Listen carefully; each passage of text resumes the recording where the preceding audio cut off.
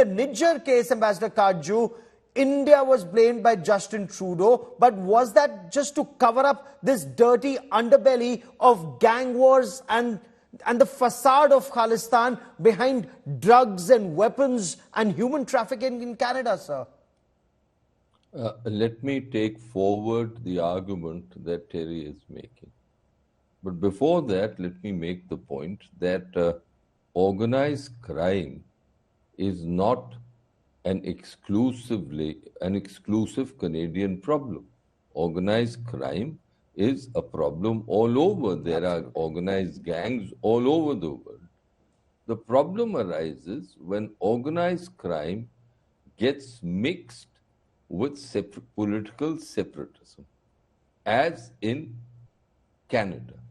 And Terry himself is saying that organized crime has been used and has propelled, it's an interactive thing, with Khalistani groups. Now, India has been telling Canada for decades that, look, please take Khalistani separatism seriously.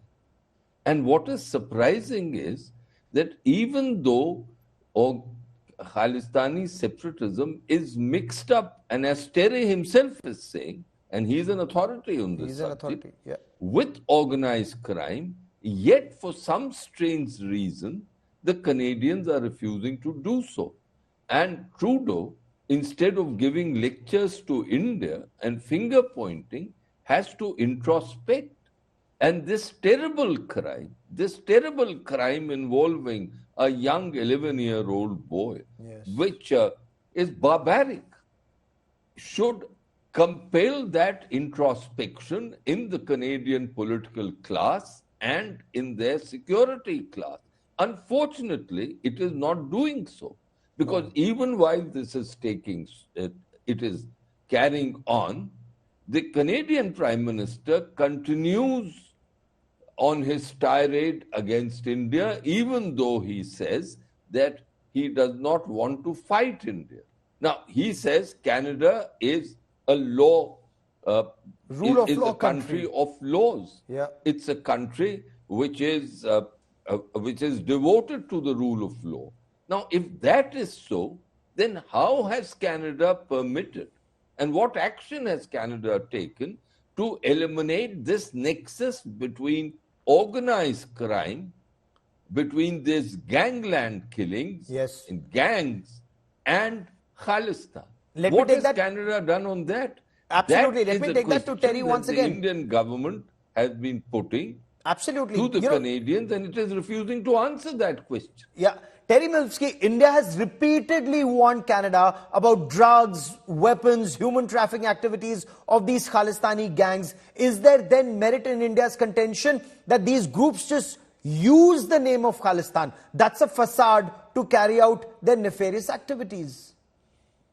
Yes, they use the Khalistan flag, Khalistan Zindabad. They fly the flag as a cover for illegal activities. And Vivek is correct that India has been complaining about these problems and giving specifics to Canada in very many cases for 40 years now, while Canada has said, oh, well, it's your problem. It's not really our problem. We're not going to do much about it. It's not really affecting us. It's gang wars between, gangsters wiping out other gangsters. Why should we care? Well, of course, this keeps coming back to bite Canada in many respects. There are far too many bullets that go astray and hit bystanders. And this latest example is a particularly horrific one. I mean, it wasn't a bullet that went astray, of course. It was aimed at this 11-year-old boy.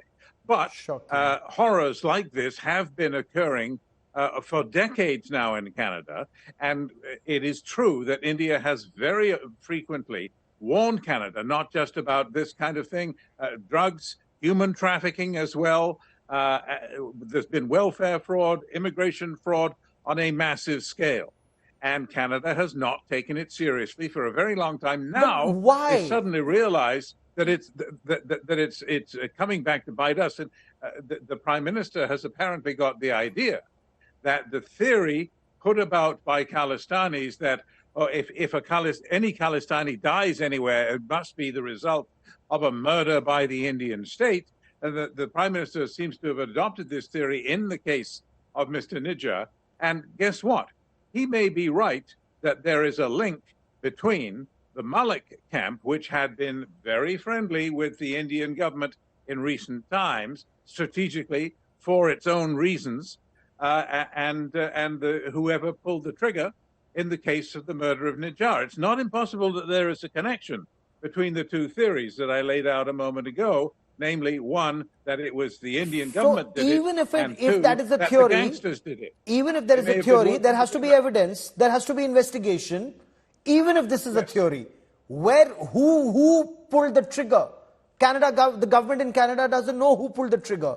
Who ordered the hit? Government of Canada knows nothing about it. And you go and blame a country that Canada claims is a friendly country. It just sounds very bizarre. But I want to understand, why would Canada not take action against these Khalistanis when Kanishk was bombed, and you've written a book on it? Why would Canada not take action against the bombers of Kanishk? Why would they not take action when an 11-year-old child has been killed, not in crossfire, but directly? A weapon was aimed at the child to kill him by these gangsters, and they have no idea. Canada government has no idea who the gangster is, sir. Well, the short answer as to why Canada hasn't done anything over many years now is that, as I say, Canadians don't think it's our problem. They think it's an Indian problem. We don't have to be concerned of it because we're not in the line of fire. It's other gangsters who are in the line of fire, so who cares?